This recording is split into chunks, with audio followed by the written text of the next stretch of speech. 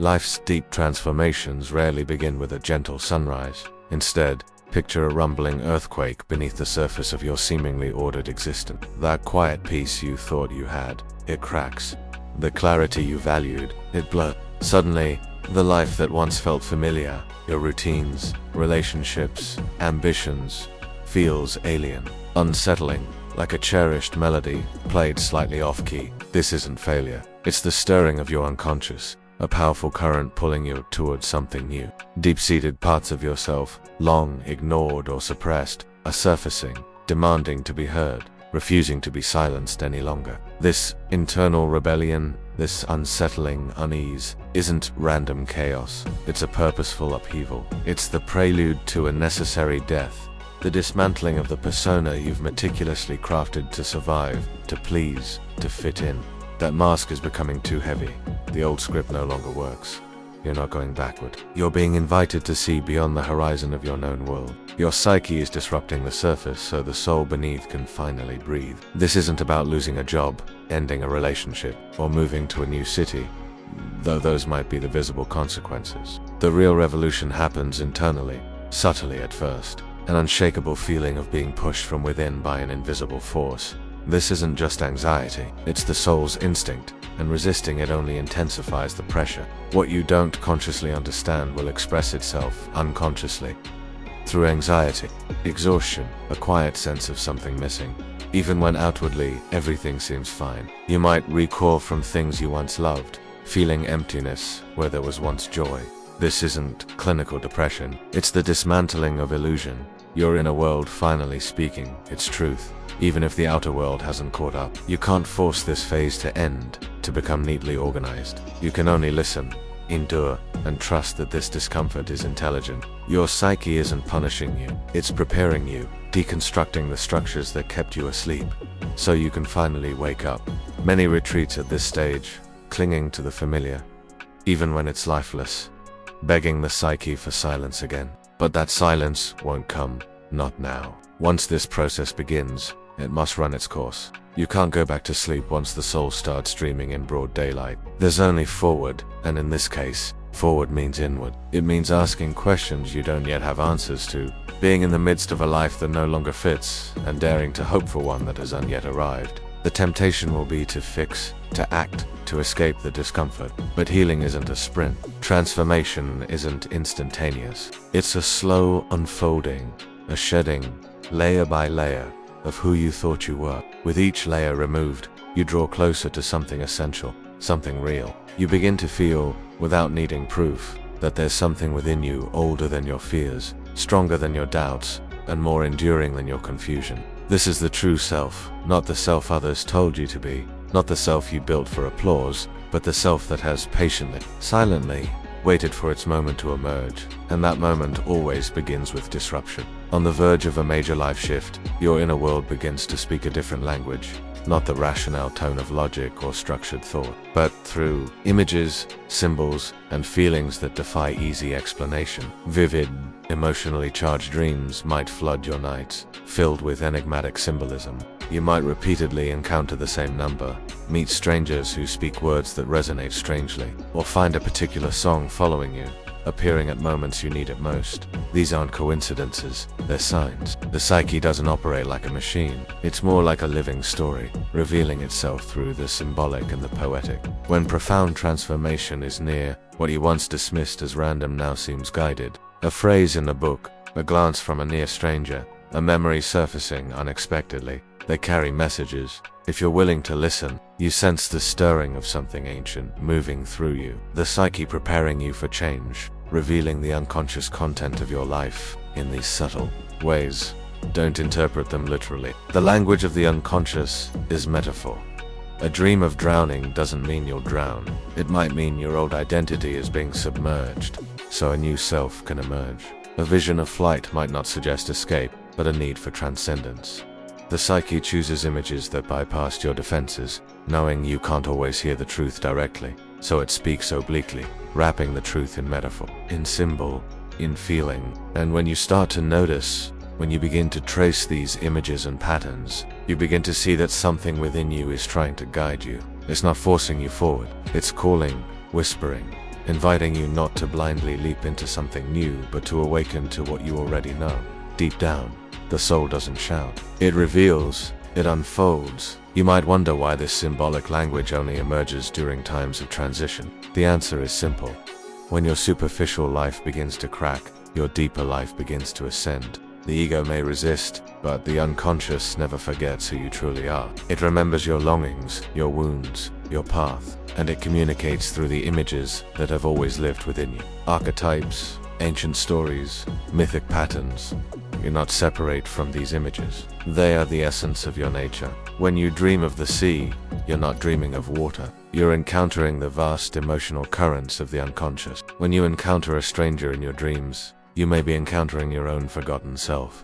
The psyche is infinitely creative in its desire to show you what must be seen. And so, before change arrives in the outer world, it emerges first in the inner world. If you're attentive, you'll perceive this not in loud, obvious ways, but in subtle shifts. You might find yourself drawn to a certain place, a particular era, or even a story that echoes something within you. You might discover you're dreaming of old houses, past versions of yourself, ancestors you never knew. This is the psyche restoring connection with what's been lost, reminding you that no great transformation can occur without remembering. The soul isn't linear, it spirals. Before moving forward, it returns, revisits the forgotten. So, the future can be built on something real. These moments, these symbols, are invitations, yet most people ignore them. They say it was just a dream, just a coincidence, just a passing thought. But there's no just in the symbolic realm. Everything means something when the soul begins to stir. The trick isn't rigidly interpreting everything, but feeling, asking not what it means logically, but what it awakens within you, what mood it brings, what memory, what truth it gently, insistently pushes forward. When you start taking your inner world seriously, you'll realize it's been talking to you all along. You're just now ready to listen. That readiness itself is a sign of transformation. You no longer wish to live only on the surface. You're willing to look inward, to feel, to engage with the mystery. And that willingness marks the beginning of your true journey. The time will come when the symbols become so clear, the patterns so precise, that you can no longer dismiss them. You'll sense that your life is part of something larger, more intelligent, more meaningful than you ever imagined. And when you feel that, even for a moment, you're not imagining, you're awakening. This is how the psyche prepares you for what's to come. When life is poised for profound change, you'll encounter a figure that has always been with you, though perhaps you've never truly seen it. This isn't a person, nor an external force. It's the part of yourself you've kept in the dark, the version of yourself you've learned to hide, to survive, to be accepted, to be loved. It's your anger, your jealousy, your guilt, your shame. It's also your power, your creativity, your desire, your authenticity. This is the shadow, and when deep transformation is near, the shadow doesn't stay quiet. It emerges, demands attention, no longer allows you to pretend. You might notice you're more easily irritated, that you react to things you once let slide. Long buried memories resurface without warning. You might feel exposed, as if an invisible mirror is being held up to you, revealing things you'd rather not see. This isn't regression, it's confrontation, not with the world, but with yourself. The psyche doesn't thrust the shadow forward to shame you, but to integrate you. What was denied must now be acknowledged. What was rejected must now be seen. You can't become whole while cutting off half of your being. This process is uncomfortable. It feels like losing control, and in many ways, that's precisely what it is. Losing control of the false self, the mask you've worn for so long that even you began to believe it was real. The shadow appears to disrupt that illusion. It comes with the uncomfortable truth that you're not just what you strive to be, you're also what you denied being. And unless you're willing to confront the totality of who you are, you can't change in a lasting way. Real transformation begins when you're honest, not just about your light, but about your darkness. It's easy to see flaws in others. It's far harder to admit the same tendencies in yourself, but this is the work. This is the moment you stop projecting your pain outward and begin the journey inward. The shadow isn't your enemy, it's your teacher. It brings to the surface all the parts of you deemed unacceptable by society, by your family, by yourself, and yet all those parts contain the energy you need to move forward. Hidden within the shadow is the vitality of the soul. You feared it because you were told it was dangerous, but danger isn't the same as destruction. It's only dangerous to your illusions. Many people flee this phase, deny it, blame others, say they're fine, cover it up with positivity, distraction, noise, but the shadow will wait. It doesn't disappear because you ignore it. It will resurface again and again until it's seen. And when you finally turn toward it, something unexpected happens. You begin to feel relief, not because it's easy, but because it's real. You begin to feel energy returning to you, energy that was trapped in repression. Your anger, once denied, becomes clarity. Your fear, once hidden, becomes discernment. Your sadness becomes compassion.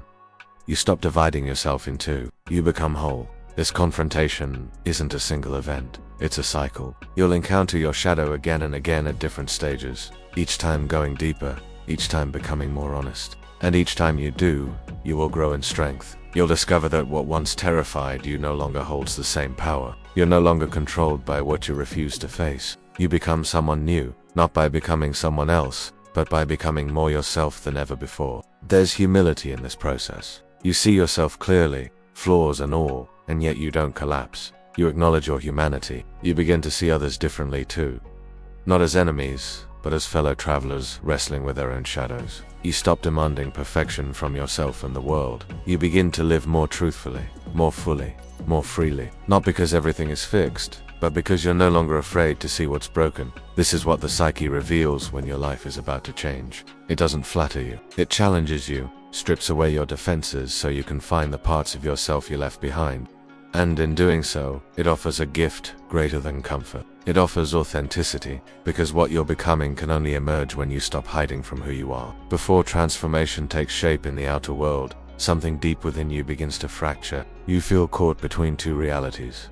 The one you knew and the one you and yet see. You're not who you were, and yet you're not quite who you're becoming. It's an in-between space, and it can feel like madness. You question your identity, your choices, your beliefs. You wonder if you made a mistake, if something went terribly wrong. But nothing is wrong. You're standing on the threshold of profound change. The old is loosening its grip. The new isn't fully born yet. And so you feel divided. This division is sacred. It's not a flaw in your evolution. It's the very fabric of it. The psyche doesn't leap from one form to another in an instant. It navigates the unknown. The ego, which once clung tightly to roles and stories, begins to lose its authority. You cease to find satisfaction in the familiar masks you wore. You no longer find security in old definitions. This discomfort is the soul asking to be real, and that asking can't be answered by becoming more of what you were. It can only be answered by allowing what's emerging to pass, even when you don't yet understand. In this space, it's common to feel like you're losing yourself. And in a way, you are, but you're only losing the version of yourself that was never fully you. The part shaped by expectation, survival, adaptation. That version was necessary for a time. It protected you, allowed you to function, kept you moving. But the soul doesn't want to remain in survival. It yearns for expansion, for truth. And truth often arrives first as confusion, as contradiction, as the feeling that you're being torn apart. You begin to notice a tension within you. One part still clings to what's safe, while another begins to pull towards something unknown. This isn't weakness. It's the mark of transition. You're being stretched between two worlds, the world of the past and the world of potential. And that stretching is uncomfortable. It reveals all the places where your life has become too small for your spirit. It shows you the habits, the identities, the environments that no longer match your depth, and yet moving away from them feels like stepping into a void. The in-between phase is rarely celebrated. It's not a place of certainty, not productive in the usual sense. You might feel lost, unmotivated, disconnected from your usual drive, but this pause isn't emptiness, it's gestation. Something is forming within you, silently. You're being restructured from the inside out, and this can't be rushed. The psyche is like nature. It unfolds in cycles, not straight lines. You're in the winter before spring, the silence before the music. This phase often comes with intense emotion. You might cry without knowing why. You might wake feeling heavy even after sleep. You might feel nostalgia for a version of yourself that no longer serves. There's signs that your inner landscape is shifting, that you're releasing the known to create space for what's to come. And that releasing always carries emotion. Let the tears come, let the pain move through you. These aren't setbacks, they're signs of depth. The soul doesn't move solely by intellect, it moves by feeling. You don't need to have all the answers now. In fact, answers would only get in the way. What you need is presence, honesty, a willingness to stay within your own unfolding without demanding clarity before it's time. Let yourself be lost for a while. Let yourself not know. There's wisdom in uncertainty, guidance in quietude. The person you're becoming doesn't emerge by force, but by surrender, by allowing, by listening internally instead of reaching externally. You're not going backward. You're dissolving what no longer serves. And that dissolution isn't death. It's preparation for rebirth. You may not recognize yourself in this moment, and that's a good sign. It means the old identity has begun to dissolve. It means you're creating space for truth. And though it feels strange now, a time will come when you look back at this season and see its necessity. You'll see how each moment of confusion carried within it a hidden instruction. You'll see how what seemed to be falling apart was, in fact, aligning. This is the sacred tension of transformation, living between the no more and the not yet. As the psyche moves toward significant change, it begins to draw attention to all the attachments that must now be loosened, not by force, but by necessity. Life can't take you to new ground, while your soul is still tethered to what was. And so, one by one, you're invited to let go. You're invited to release what you called stable, secure, or permanent. This isn't punishment, it's purification. The psyche is preparing space for something new to be born, and birth can only occur where there's space to receive it. You may feel things slipping through your fingers. Relationships that once seemed central may begin to dissolve. Goals that once ignited you may begin to feel hollow. Roles you once prided yourself on may no longer satisfy. And though you may try to cling to these familiar structures, they no longer respond to your grip in the same way. They no longer offer the comfort they once did. This isn't a sign that you failed. It's a sign that you're outgrowing the vessel you once fit into. Letting go isn't a single decision. It's a slow internal unfolding. There may be days when you feel ready to walk away from everything. There may be others when the fear of change pulls you back into old patterns. This is normal. The soul doesn't demand perfection. It asks only for honesty. And if you can be honest about what's no longer alive in your life, even if you're not yet ready to fully release it, that's already a sacred beginning. We often believe letting go means losing something precious. But what we forget is that what's truly ours, what's truly aligned with the deepest current of who we are, can't be taken from us. Only what's no longer resonant will fall away. And it must, because if we carry old attachments into new terrain, we'll distort the very transformation we're meant to undergo. To be reborn, we must first die to who we thought we were. And that death is subtle. It's not always dramatic. Sometimes it is simply the moment you realize a story you've been telling yourself no longer rings true.